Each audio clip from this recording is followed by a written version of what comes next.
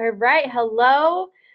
Quick, short and sweet video, as short and sweet as possible. I promise to respect your time to just talk about the basics of what coaching is, how it works, address the concerns and common questions that so many women have. And I'm just going to get right to it. But starting off, I want you to think about the word fear. Think about the four letters FEAR, fear. False evidence appearing real. A majority of the things that we are fearful of are just scenarios that we have made up in our head. Whether that's the fear of judgment, of people talking behind your back, of failure, the fear of looking like a fraud. So many things that I know I've struggled with at every point in my business, whether it's when I was first starting and I was getting people in my hometown, my small town, making fun of me, or if it's now as I'm seeing more success, wondering, can I be a good enough leader? Can I really do this? And then I sit back and I think, that's BS. Of course I can. There are other people that are doing it, and there's absolutely no difference between me and that other person except for the fact that they chose to get over their fears and to work through the fears and to work past the fears. So getting right into the number one hesitation or concern, it's a valid concern. Lauren, I'm afraid I won't have time. Here's what I want you to understand. When you sign up as a coach, it's your business to run. Yes, me or the coach that you sign up with is here to mentor you and here to push you to set bigger goals and to have a bigger vision for yourself. But if you aren't ready to jump all in, to work, the hours that it takes to build full time, whatever the case may be, that's okay. That's your choice. The amount of time and effort that you commit to coaching is up to you. And that is the beauty of this business. Every coach, whether you're part-time, full-time, somewhere in between, you add value to the team. So to give you an idea, when I started out coaching, I was working. You get a daily checklist of things that you need to do to like grow your Instagram and sign people up and connect with people, 30 minutes a day.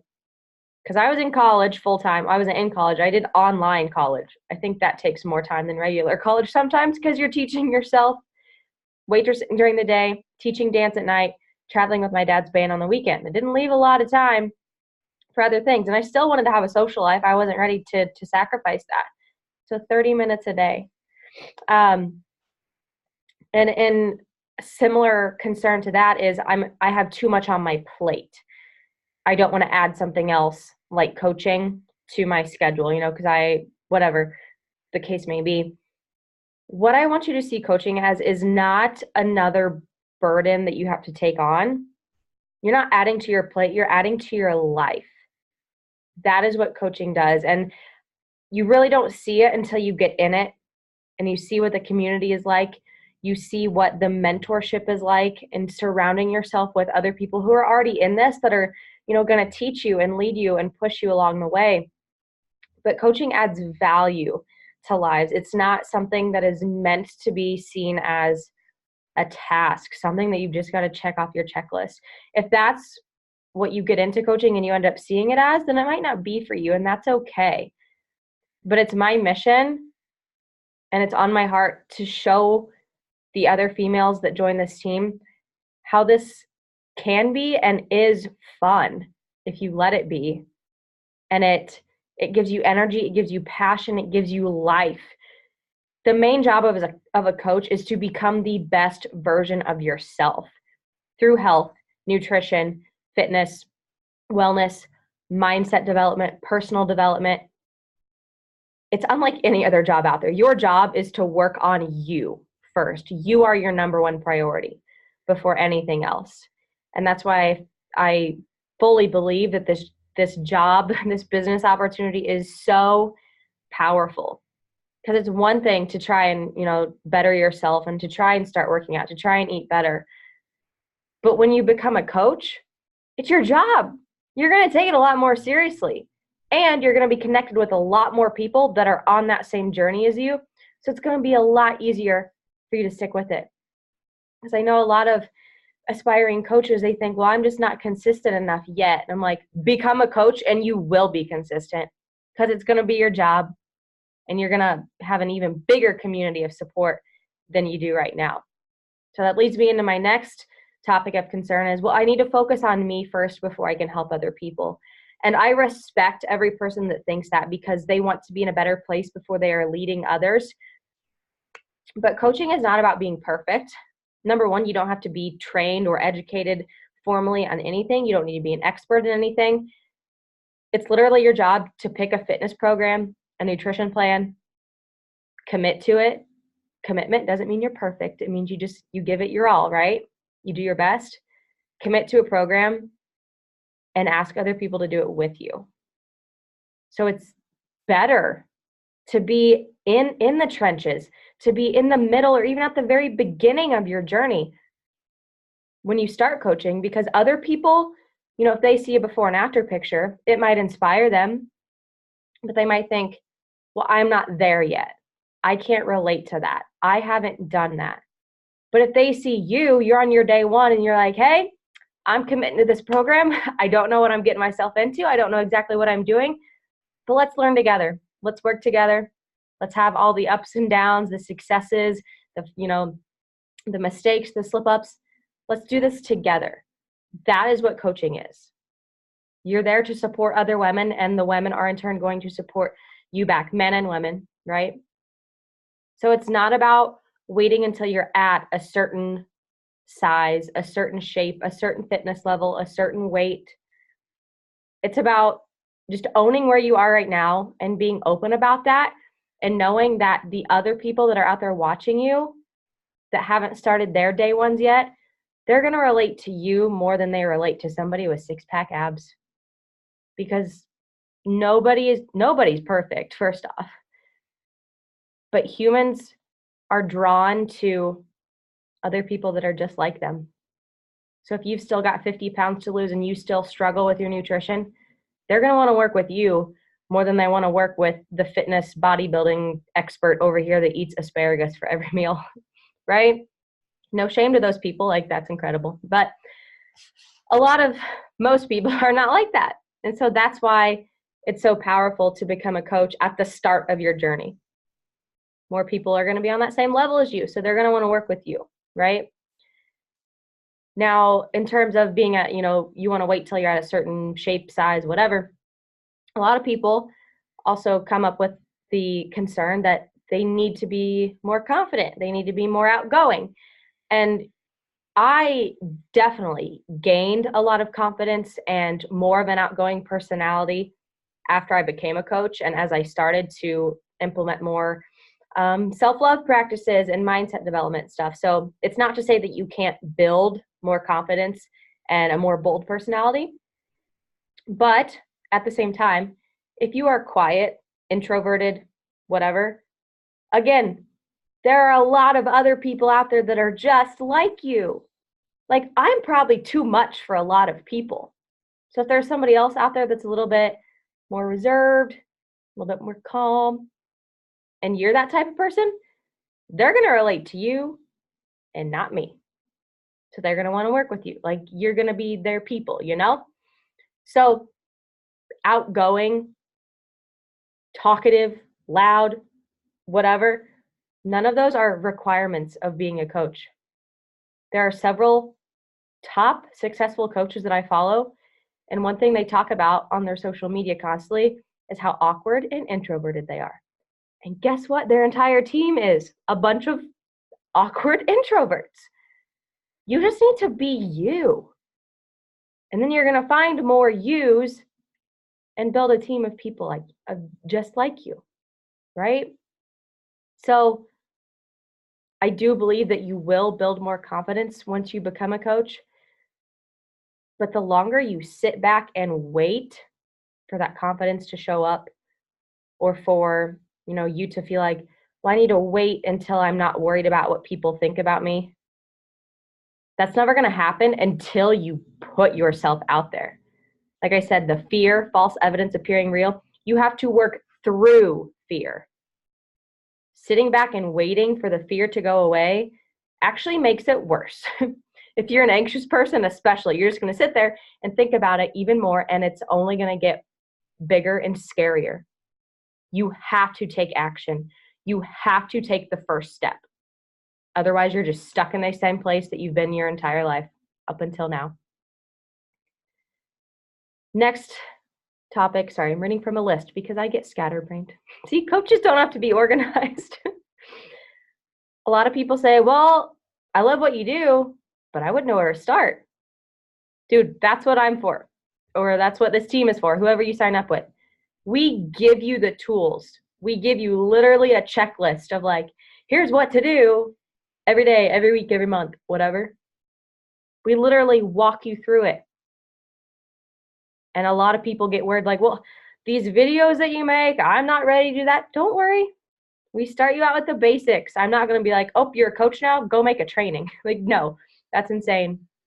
I wasn't doing any of this when I started. It's very basic steps. It's using social media. It's really sharing your journey. Like I said, coaching is becoming the best version of you through health, fitness, all that good stuff. You just share that. That is the main thing that we do. And so with that being said, I know a lot of people are like, well, I struggle with social media in terms of, again, I don't know how to use it. We got training on that. I don't like to share a lot of my life on social media. It's your choice how much you share. I mean, if you aren't sharing anything right now, yes, you have to get outside that comfort zone and start sharing a few things. But I don't expect you to air your dirty laundry on the internet. Like, nobody wants to see that. And yes, there are things that you keep private. That's fine. Am I more open than a lot of people? Probably. But, like, there is going to be a line of like, okay, you're shy or whatever, you got to get over that. But you, again, with it being your business, you can set boundaries on what you're going to share and what you're not going to share. I know plenty of coaches who are very outgoing and talkative and whatever, but they keep their family life pretty quiet. Or like they share their kids a lot, but they don't share their husband, because maybe in a relationship, the husband is just like, I don't like social media. And so, you can make those decisions. I don't expect you to put your life at risk, your job at risk, your relationship at risk because of this. There are ways to figure it out. And we would devise a plan for that for you as you got started, right? And, on that same kind of question there, I don't want to spend a lot of time on social media. I'm on Instagram stories a lot throughout the day, or just on social media a lot throughout the day, because this is my main job. This is what I do 75% of the time. If you're somebody who works another job, say you're a teacher, yeah, you're probably not going to be able to get on your stories from 8 to 4. That's okay. Get on in the morning, you get on at night. We figure it out. So obviously I don't want any of these excuses to be something that holds you back, but I don't want you to feel like you have to be on all day long to be a successful coach. That is so far from the truth. So with all that being said, I feel like I've covered most of the common concerns. And as you do start out, if you don't know exactly what your vision is with this business, good. Nobody does. I didn't even know this could be a full-time job when I first started. I thought it was just like, yeah, you can make money. Okay. Like, I had no idea. And I still have other jobs that I love. So it's okay to not feel like you're going to jump all in and go for it. We will figure out what your goals are for the time being, plan that around all the other things in your life, and make it work so that you are enjoying the process.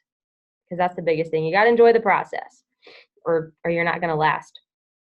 I know a lot of people are always concerned with what the cost is to start, so I'll just be very open about that. Me personally, when I have a new coach sign up, I want them to have been in or be joining a challenge group or a boot camp. You might hear two different terms. It's the same thing. But it's where you get started and you pick your first workout program, figure out your nutrition plan. That all comes with it, right?